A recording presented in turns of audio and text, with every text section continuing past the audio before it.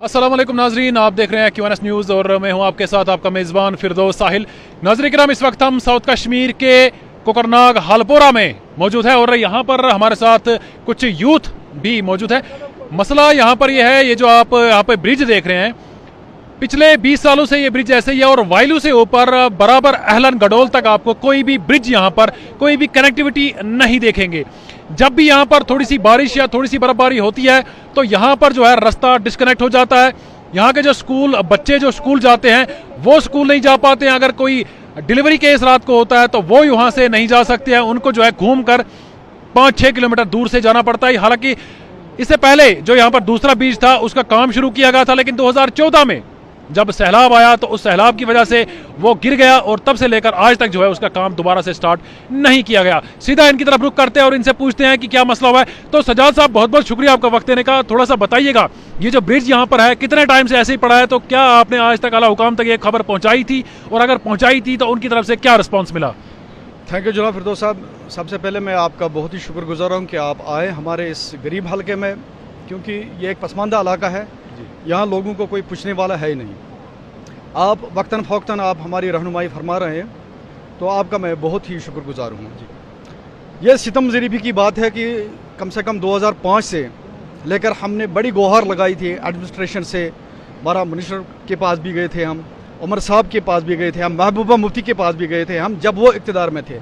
लेकिन तब से लेकर आज तक किसी ने हम यहाँ कोई पुरसान हाल ही नहीं है, कोई सुनने वाला है ही नहीं है। ख़ासकर ये पसमानदा इलाका है हमारा, यहाँ तो कोई सुनने वाला है ही नहीं। उसके बाद 2015-17 की बात है कि हमने एक R&B वालों के पास गए थे, उन्होंने DPR बनाया था, 1 करोड़ 19 लाख का DPR बनाया था। लेकिन पता नहीं 2020 से वो भी पता नहीं कहाँ गायब हुआ, तो कोई पुरसान हाल नहीं है। आपकी वसादत से हम एडमिनिस्ट्रेशन को बार बार हम गुहार लगा रहे हैं, आज भी लगा रहे हैं कि हमारे इस पसमानदा इलाके की तरफ तवज्जो फरमाइए और हमें जो पुल की सितम ज़रीफ़ी है, आप देखो यहाँ हमारे बच्चों का क्या हाल है। हमारा एजुकेशन से जो भी रिलेटेड है वो भी हमें इसी साइड में आता है, दुधकोल की साइड में आता है। मेडिकल फैसिलिटीज़ जो है वो भी इसी साइड में आता है। बड़ी परेशानी हो रही है, कोई बीमार होता है, माँ बहन प्रेग्नेंट होती है, उसको गाड़ी का सवारा नहीं होता है, कभी बारिश पड़ती है तो हमारा जो रोड कनेक्टिविटी है वायलू से, वो भी उसका भी कोई पुरसान हाल है ही नहीं है। 1 किलोमीटर जो वायलू से चरतंज तक है वो भी पहाड़ी के नीचे से ही है, उसका भी ऊपर से मलबा आ रहा है तो वो बंद हो जाता है, कभी कभी दरख्त भी गिराते हैं। तो यही हम एडमिनिस्ट्रेशन से गुहार लगाते हैं।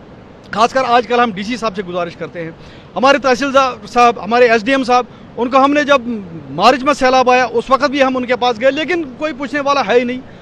किससे हम गुहार लगाएं, किससे हम पूछें? इसलिए आपसे हम गुजारिश कर रहे हैं कि आपकी वसादत से अगर उनके कानों तक ये बात पहुँचे, उनके कान के जो पर्दे हैं, खुदा करे उनके कान के पर्दे ही फट जाए, क्योंकि हमें बहुत परेशान किया है उन लोगों ने। कोई पूछने वाला है ही नहीं, यहाँ पर हर तरह की परेशानियां हैं। लेकिन जब इलेक्शन नज़दीक आ रहा है, वोट मांगने आते हैं, तो तभी तो ग्रुपों में आते हैं, भाई वोट डालो, हम ये करेंगे वो करेंगे। वोट डालने के बाद कोई पूछता नहीं है। लिहाजा आपकी वसादत से, आपकी चैनल की वसादत से हम इन लोगों तक ये बात पहुंचाना चाहते हैं कि मेहरबानी करके इस पुल की तरह तवज्जो दें और हमारे जो परेशानियां, हमारे जो मुश्किलात हैं उनका इजाला करें। चलिए, बहुत बहुत शुक्रिया सजाद साहब। तो यहाँ पर हमारे साथ जो एक्स सरपंच हालपोरा के थे वो भी मौजूद है, गुलजार साहब। गुलजार साहब, बहुत बहुत शुक्रिया आपका वक्त देने का। सबसे पहले आप ये बताएं, 3 साल तक 2.5 साल तक आप यहाँ पर सरपंच रहे, तो उस टाइम में आपने क्या कदम उठाए ताकि यहाँ पर ब्रिज बने, और अगर आपने कदम उठाए तो क्यों नहीं बना?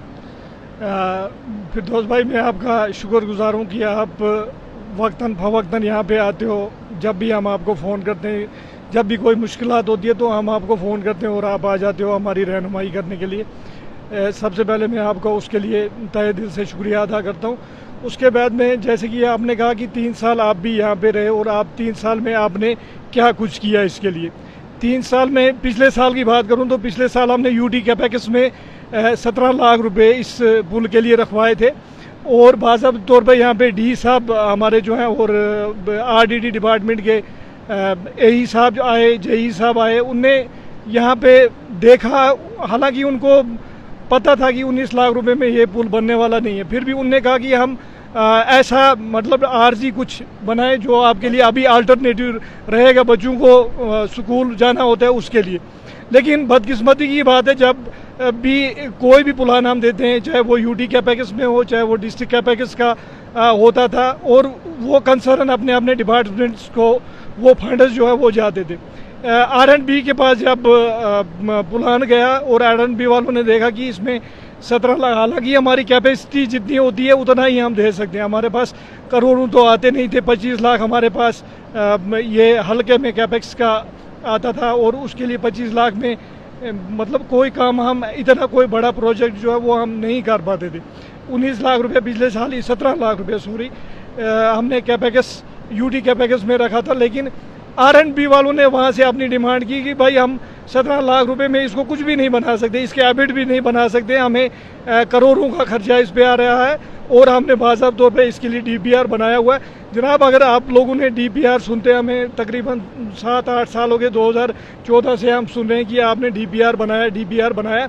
अगर आपने DPR बनाया हुआ है तो ये जो हमारा पुल है ये फर्स्ट प्रायोरिटी में था और है भी इस टाइम। आपके पास जो फंड्स आते हैं डिपार्टमेंट के वो कहाँ पे जाते हैं? तो साहब माफ कीजिएगा, रोकना चाहेंगे आपको, ये जो यहाँ पे एक ब्रिज बना हुआ है लेकिन 2014 का आपका कहना है कि 2014 में जब सैलाब आया तो उसकी वजह से ये गिर गया, तब से लेकर आज तक काम नहीं हुआ। जो इसमें पैसा उस टाइम आया था तो वो बाकी कहाँ गया? ये जनाब इसमें इसके लिए जितना पैसा पहुंचा था उतने कम पैसे में जितना बन सकता था उतना उन बेचारों ने बना दिया। अब 2014 का सैलाब जो है वो पूरी दुनिया को पता है वो कितना खतरनाक सैलाब था जिसकी वजह से ये पुल बह गया।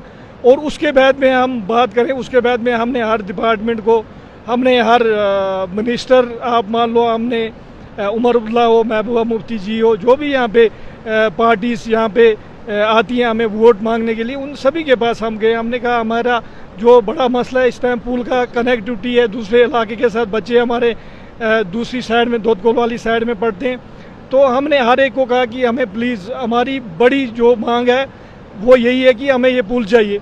सभी ने आश्वासन दिया लेकिन ग्राउंड लेवल पे यहाँ पे किसी ने हमारे पास हमारा ये जो मसला जो है ना वो हल नहीं किया। ये मुझे बताएं, जब यहाँ पर बारिश होती है तो पानी यहाँ पर काफ़ी ज़्यादा भर चुका होता है उस टाइम, तो उस टाइम पे जो बच्चे यहाँ से स्कूल जाते हैं तो उनको कैसे स्कूल तक पहुँचाया जाता है? जनाब हमारे बच्चे 10-10, 15-15, 20-20 दिन जब तक पानी का फ्लो कम नहीं हो जाता तब तक वो अपने घरों में रहते हैं। हमारे बच्चे हार्डली, बरसात का आपको पता है परसों तक यहाँ पे अभी थोड़ा कुछ टाइम ही हुआ कि मौसम थोड़ा चेंज हो गया, नहीं तो बरसातें हर रोज़ होती थी, हमारे बच्चे जो है वो घरों में बैठे रहते थे।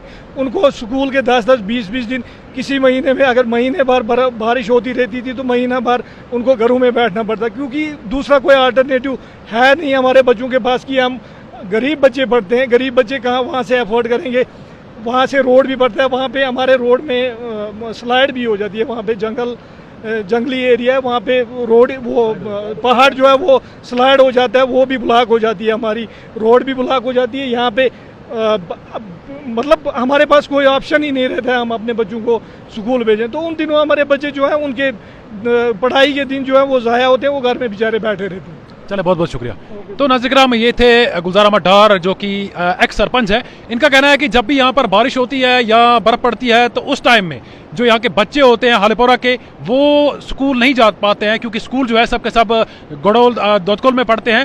हायर सेकेंडरी की बात करें या बाकी जो स्कूल यहाँ पर है जहाँ पर बच्चे पढ़ने के लिए जाते हैं, वो सब के सब स्कूल जो है इस साइड में पढ़ते हैं, दरिया के दूसरे साइड में। इनका कहना है कि काफ़ी बार जो है हमने गुहार लगाई थी लेकिन आज तक जो है ये ब्रिज कंप्लीट ना हो सका, और इनके बच्चे जब भी यहाँ पर बारिश होती है, बर्फ पड़ती है, तो बच्चे जो है उस टाइम में घरों पर ही बैठते हैं। हमारी गुजारिश रहेगी आला हुकाम से कि वायलू से लेकर जो है अहलन गडोल तक की अगर हम बात करें, कम से कम ये 10 किलोमीटर 12 किलोमीटर का एरिया है, एक भी ब्रिज आपको कहीं पर नजर नहीं आएगा। हमारी गुजारिश है आला हुकाम से कि यहाँ पर एक छोटा मोटा पुल बनाया जाए, ताकि अगर कभी खुदा ना खास्ता वो सड़क जो है वहाँ से स्लाइड हो जाती है तो यहाँ से जो है बच्चों को आने जाने का रास्ता लगा रहे, ताकि वो अपनी एजुकेशन जो है कंप्लीट कर सके। ऐसी छोटी बड़ी खबरों के लिए जुड़े रहे हमारे साथ और देखते रहे QNS न्यूज़।